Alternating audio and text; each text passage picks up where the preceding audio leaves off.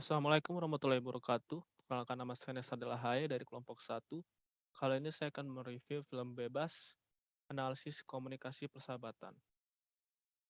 Saya terdiri dari 6 orang dalam satu kelompok. Ada Rehan, Putu Radito, Giktia, Keka, dan saya sendiri. Yang pertama adalah latar belakang.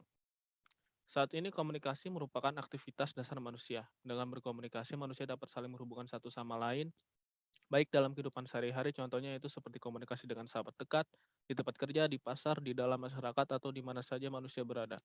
Tidak ada manusia yang tidak akan terlibat dalam komunikasi karena komunikasi sudah termasuk dalam kebutuhan primer bagi kehidupan manusia. Berkembangnya pengetahuan manusia dari hari ke hari karena di komunikasi juga disebabkan oleh adanya komunikasi. Komunikasi juga membentuk sistem sosial yang saling membutuhkan satu sama lain. Maka dari itu komunikasi dan masyarakat tidak dapat dipisahkan. Hal ini dapat dilihat dari pengertian komunikasi secara etimologi atau bahasa dan terminologi atau istilah.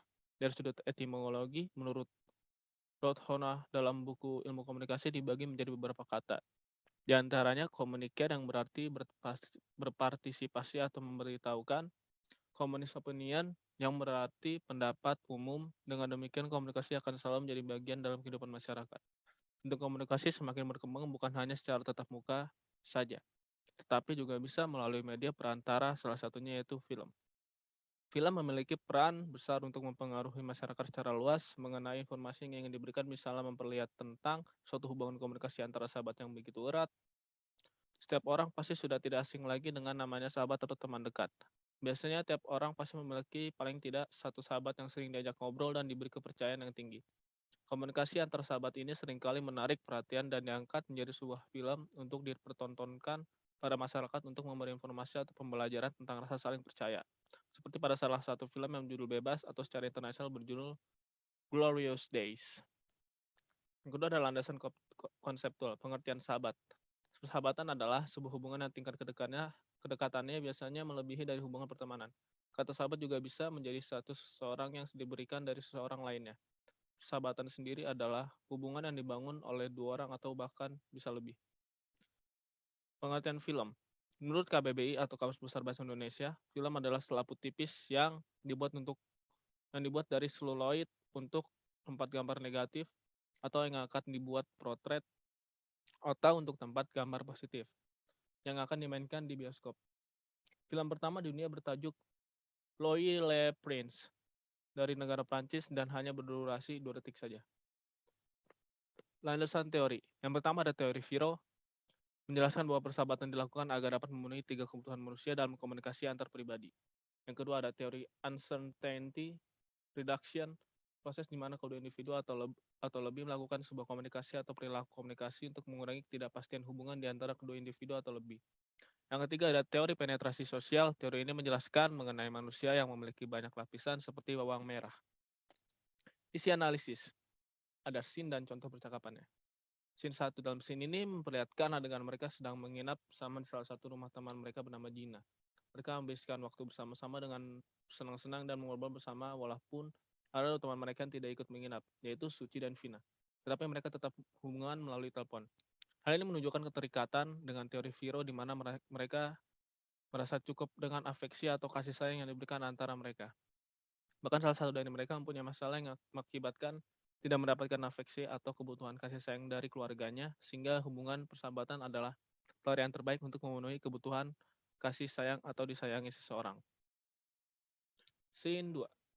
Pada adegan ini menampilkan bagaimana seorang murid baru bernama Vina kesusahan untuk beradaptasi dengan lingkungan yang ada.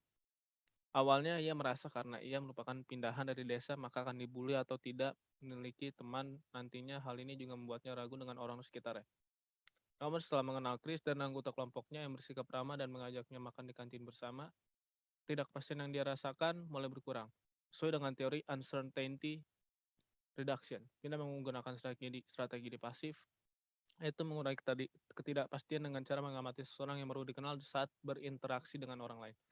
Scene 3. Di sini diperlihatkan adegan ketika Suci dan Vina mulai terbuka satu dengan yang lain. Karena pada awalnya Suci kurang menyukai Vina, pada scene ini diperlihatkan kejujuran mereka satu sama lain sehingga konflik yang terjadi terselesaikan. Jika dikaitkan dengan teori komunikasi interpersonal, maka dengan ini memuat teori penetrasi sosial pada tahap pertukaran afektif, yaitu ketika mereka terbuka akan ranah privasi dan permasalahan yang ada dengan komunikasi satu sama lain. Scene 4. Paradegan ini memperlihatkan kelompok yang dipimpin oleh Chris mengajak Vina untuk ikut dalam sebuah perseteruan kelompok mereka dengan geng SMA sebelah. Tidak melibatkan kekerasan, hanya ada mulut ala perempuan saja. Walaupun ada laki-lakinya di situ. Di adegan ini terlihat penerapan dari teori uncertainty reduction pada tahap aktif di mana Vina mulai mempersepsikan dan mencari tahu karakter dari anggota kelompok tersebut, begitu juga sebaliknya. Pada adegan ini juga jika dilihat dari teori penetrasi sosial, maka mereka ada dalam tahap afektif eksploratif atau mulai mencari tahu sifat dari masing-masing orang. Dan yang terakhir, sinema dalam teori penetrasi sosial terdapat tahap pertukaran stabil. Tahap yang sudah mencapai inti terdalam, di mana segala komunikasi dan penunjukan emosi sudah dilakukan secara spontan dan keterbukaan sudah terjadi secara labil.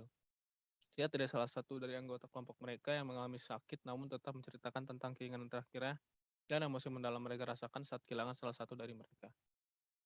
Dari kesimpulannya, dari hasil analisis pada film bebas tersebut, kami dapat menyebutkan bahwa komunikasi dan saling pengertian sangat penting dalam suatu hubungan, salah satunya pada komunikasi hubungan persahabatan. Dengan komunikasi dapat membangun suatu hubungan persahabatan yang lebih intens dan dapat membuka diri satu sama lainnya dalam versi terbaik hingga terburuk dari diri kita. Setiap peran dalam persahabatan juga penting untuk dapat mengetahui apakah hubungan tersebut akan bersifat long term atau short term, task oriented, or maintenance oriented, low disclosure, or high disclosure, dan lain sebagainya. Pasang surut dalam komunikasi persahabatan juga terus terjadi seperti pada film tersebut yang menampilkan mereka yang sempat terpisah sekian lamanya hingga akhirnya dapat berhubungan baik kembali. Dalam film tersebut juga memberi pembelajaran ketika kita sudah mempunyai hubungan persahabatan dengan tulus, maka kita harus menjaga hubungan baik dan mencoba meningkatkan rasa saling percaya serta cinta kasih untuk bisa membuat komunikasi persahabatan bertahan walaupun terkadang mengalami pasang surut di dalamnya. Sekian dari saya, semoga bisa bermanfaat bagi kita semua. Wassalamualaikum warahmatullahi wabarakatuh.